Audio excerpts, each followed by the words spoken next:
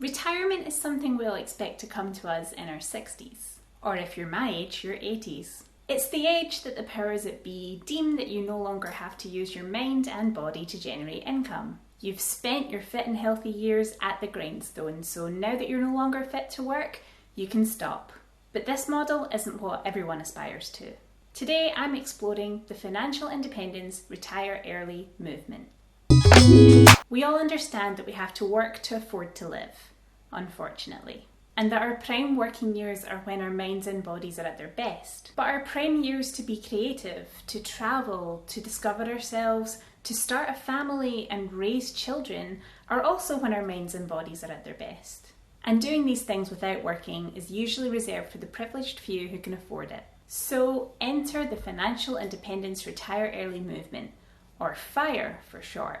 I do love an acronym, but the word FIRE already has a lot of associations with it, no matter how it's spelled, so I'm not going to be using it here. The concept of financial independence is having enough money stored up to pay for the rest of your life, so you don't have to rely on employment and you don't have to have somebody else giving you money in order to survive. And you can do this in a variety of ways. One way is living frugally whilst you do have a job, saving as much as your income as possible, and finally getting to a place where you have enough in savings that you can live the rest of your life without having to work.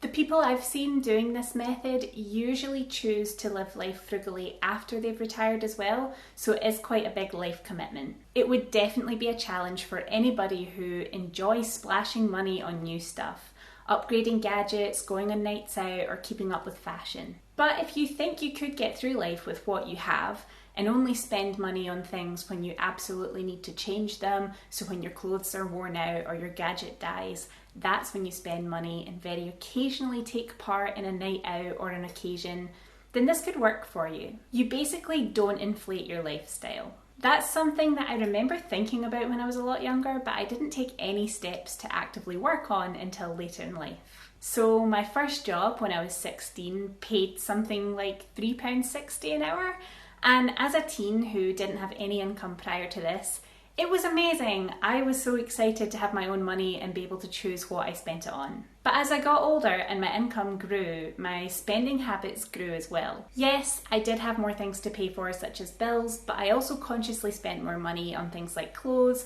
or going out to restaurants and bars. I bought food at the cinema and didn't sneak in my own food. You know, really splurging. I do remember thinking about the more money I had, the more money I was spending, but I figured this is just something that everybody did. Coinning is trying to sabotage this video.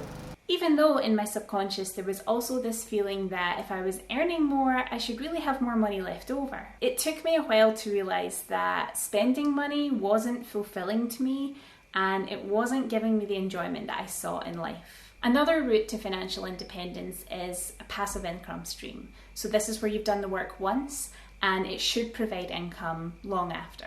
This seems like the preferred option, but it can be really difficult to do successfully. Where frugality is about control and keeping what you've earned, passive income involves risk and blatant luck.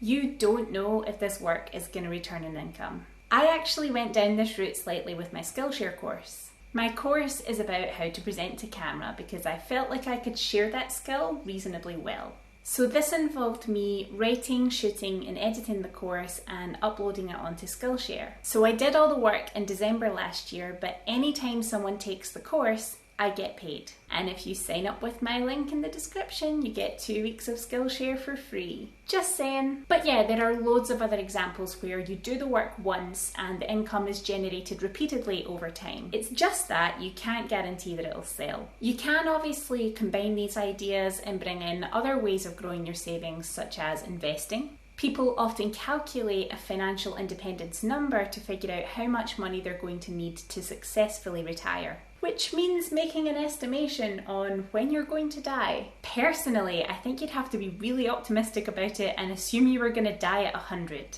Because what if you only budget until you're 80 and then you get to 81 and you're like, oh, I don't have enough money to live now. It's not going to be so easy getting a job. And this is kind of the reason why retirement came about. As healthcare began increasing the lifespan of the workforce, the government had to introduce retirement and pensions in order to encourage older people to stop working and create space for the younger people to enter the workforce. But the financial independence retire early movement is not just about kicking back and relaxing in retirement. A lot of people want financial independence so that they can pursue their own goals. That could be creating something, traveling, starting a family. It's about getting your time back and having the freedom to live the life you want. I checked out the Financial Independence Retire Early Reddit to see some people who were doing this and pretty much investigate who they are, why they do it, and how they do it. One person talked about how they'd been at a job interview and they found themselves really exaggerating their interest in the job, being very schmoozy and, in their own words, fake, in order to get this job and provide themselves with an income. They didn't feel good about the lengths that they were going to obtain money. It made them feel like they weren't being real and they were performing an enthusiasm in order to secure this income. So they're hoping that financial independence will mean less compromise on their morals and values. Another person talked about how they work a low-income janitorial job, and for them, financial independence isn't about retirement. It's about making them more comfortable about negotiating at work. They said, "I don't have to work overtime and I can tell my boss no from time to time. If I lose my job tomorrow, I know I'll be okay.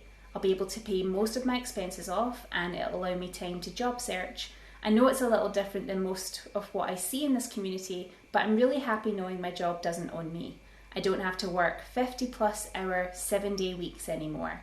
And that's where I think this is really interesting for people on low income. Movements like this get a lot of heat for being a privileged middle class plus dream. People think you need to be earning big bucks in tech in order to achieve this. They also seem to think that you have to have been in a lifestyle of excess in order to feel like a lifestyle of less is something interesting and exciting. I know some people will be living on the breadline with very little income. Everything is very stretched, they're already living frugally, and there's not a lot of room for them to save. I totally appreciate that. But I think it's good to hear from someone who blatantly isn't earning a lot talk about how they've set up a safety net for themselves. Of course, it would be better if we just paid people enough to live well on, but that's a video for another day. Another person talked about using financial independence to leave a high-paid but highly stressful job. They now work a much lower-paid but lower-stress job, and they're able to use their safety net that they built up from their previous job, which is pretty much what I did this year. I saved so that I could leave a high-pressure environment and give myself the space and time to overcome some trauma and work on some personal projects. I wasn't making a lot of money. I wasn't one of those people making a 6-figure income who could easily save. But I also wasn't on a low-income job. I was just somewhere in the middle, and my outgoings are very low. Part of it is I avoid spending money when I can. A lot of my household items have more than one function. I'm very thrifty and I fix things, and I try not to be enticed by new products. I remember when I was young and my family would talk about people who had a lot of money, and they would say, "Yeah, because they don't spend a lot," as if that was a really bad thing. And I'd agree. I'd be like, ooh, imagine not spending money. How miserable. How the turntables. Whilst I definitely don't have the money to retire now, I feel happy that if anything happens, I'll be okay. I think the way to look at this is, if you didn't have to work, what would you be doing with your life? And what would you do in order to have that life? Let me know in the comments what you would do. And thank you for watching this video today. If you enjoyed it, please consider liking and subscribing to support me. If you know anyone else who might enjoy this video, share it with them. Write them a letter detailing how incredible this video was and it has changed your life, and now you want them to watch it and join you on your own fire journey. Or however you want to share it is fine. See you next time.